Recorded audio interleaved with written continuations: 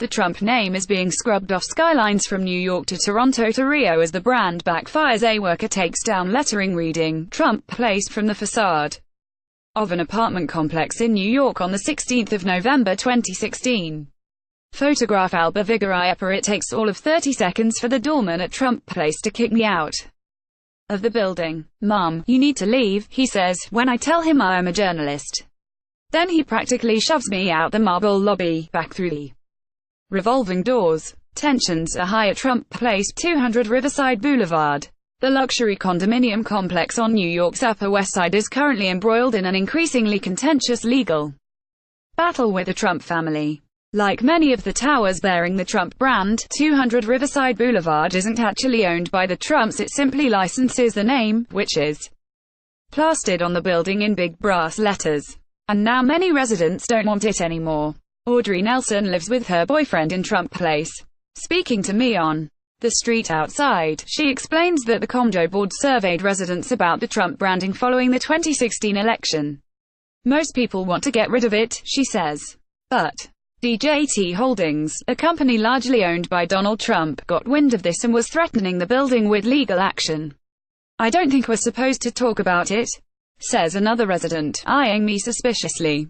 Plastering the Trump brand, which can cost tens of millions of dollars to lease, on your luxury hotel or apartment complex once added a veneer of prestige and upped profitability. Trump used to boast it would increase a property's value by 25%. Licensing his name certainly seems to have increased his personal fortune. A financial summary Trump issued when he kicked off his presidential campaign in 2015 valued his real estate licensing deal, brand and branded developments, at $3.3 billion, the most significant single source of what Trump then claimed to be an $8.7 billion total net worth. While these numbers are impossible to verify and have been the subject of much debate, it is unambiguous that the Trump brand has traditionally been a source of considerable value. That may no longer be the case. Trump brand graphics. Since the Donald embarked upon his political career, his surname appears to have become a liability. Speaking to me over the phone, previous 200 Riverside Boulevard tenants told me that Trump's foray into politics has been disastrous for property prices. Harvey and Peggy Coepple put their apartment on the market just before the 2016 election. It sat there for months, Harvey Coepple says, until they were forced to accept 10% less than their asking price. It's not just the Coepples who have seen the value of their Trump-associated property fall.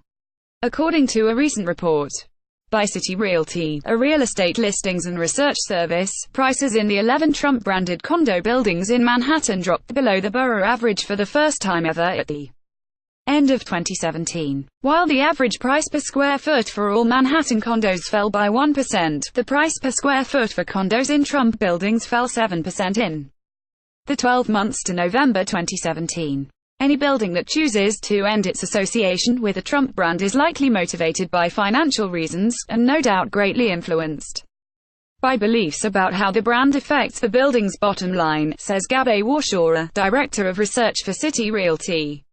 All of which, she says, raises questions about the viability of the Trump brand. Indeed, just down the road from where I'm standing, 3 other apartment buildings were also once known as Trump Place.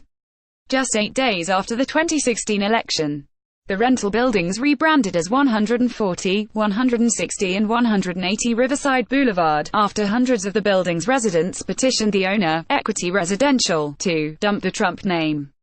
The brand no longer signified premium, but prejudice, said residents. It had become an embarrassment. The Trump Organization declined multiple times to contribute to this story. More recently, a hybrid hotel and condo building in downtown Manhattan also disassociated itself from the president, rebranding from Trump Soho to the Dominic last December. The building's owners bought out the Trump Organization's management contract following unrelenting bad press and reports of low occupancy, some of which, to be fair, predated Trump's entering the White House.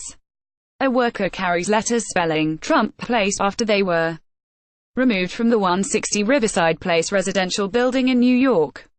Photograph Bloomberg via Getty Images. In 2006, construction of the building was halted when human remains from an old Burial ground were discovered on the site, and a construction worker died after falling 42 floors from the building in 2008.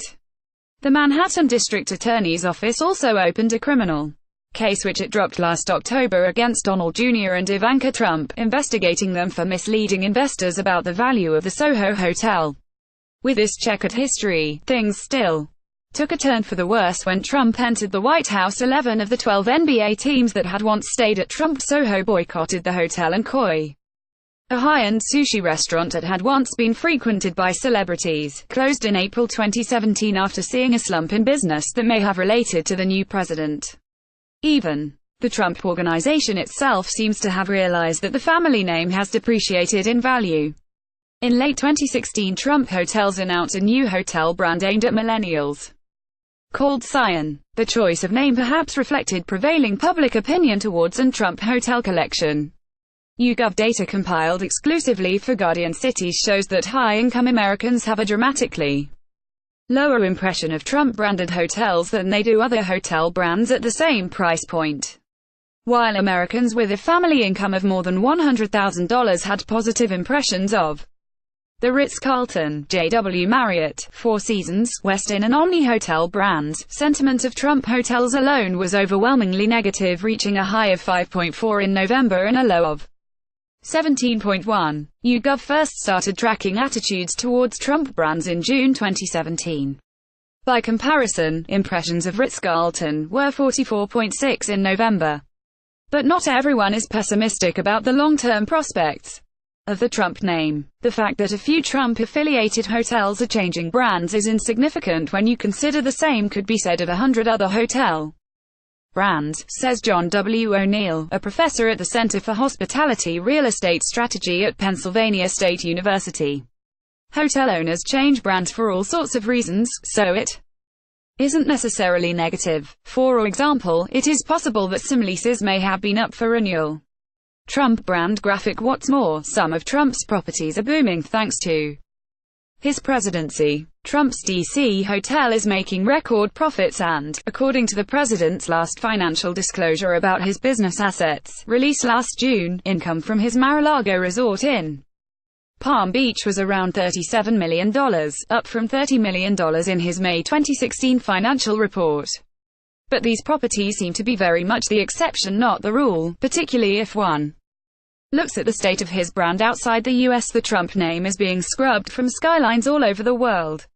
In the 2.5 years since he announced his presidential bid, his brand has come off at least 7 buildings in 4 cities: Panama, New York, Rio, and Toronto. Trump-branded hotels in Vancouver and Chicago are also rumored to be attempting to sever their ties. Canadians, in particular, have been very clear that they don't want the Trump name associated with their cities.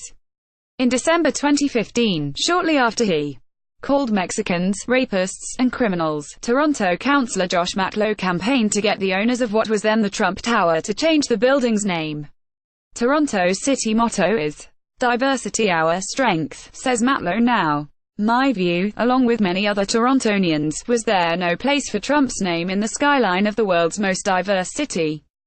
In June 2017, the building's owners spent millions of dollars exiting their contract with the Trump Organization, and the Toronto skyline is now Trump-free.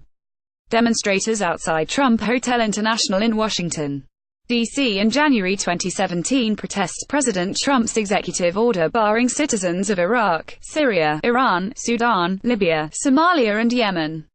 Photograph Zach Gibson. Getty Images. Matlow concedes that a number of ingredients factored into the decision to remove Trump's name, including legal battles by unhappy investors over poor management of the development itself.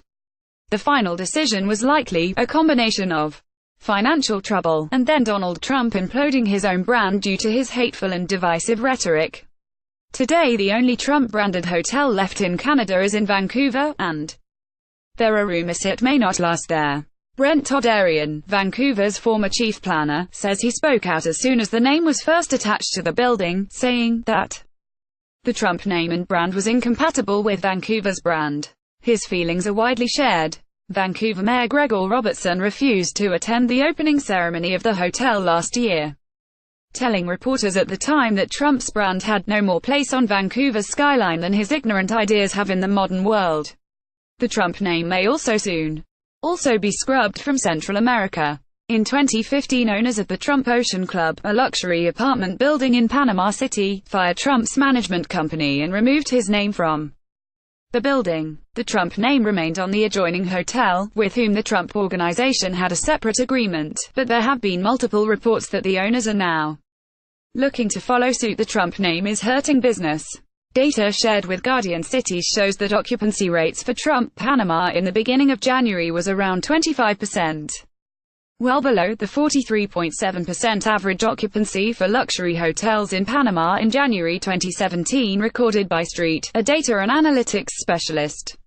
Not even the U.S. Embassy staff stay at the hotel, says a source close to the matter who wished to remain anonymous, citing the Trump Organization's proclivity for litigation. "We're at the heart of the Hispanic world and he's alienated most everyone in Latin America and most of the rest of the world. The hotel unit owners are desperate." On Friday, the U.S. ambassador to Panama resigned, saying he could no longer serve under the Trump administration. With so many buildings publicly cutting ties with the president, or seeking to, are we witnessing the beginning of the end of Trump's real estate empire? One industry expert, who also wished to remain anonymous, says they doubt the Trump name has long-term viability on either residential buildings or hotels. "My instinct says Trump is going to end up in a bad situation and developers are going to want to distance themselves. The damage to the name is already profound and will only get worse. There are ample signs that the longer Trump remains in D.C., the less welcome his name will be in cities around the world. While the president may be a very stable genius, his real estate empire is beginning to look more than a little shaky." Follow Guardian Cities on Twitter, Facebook and Instagram to join the discussion and explore our archive here.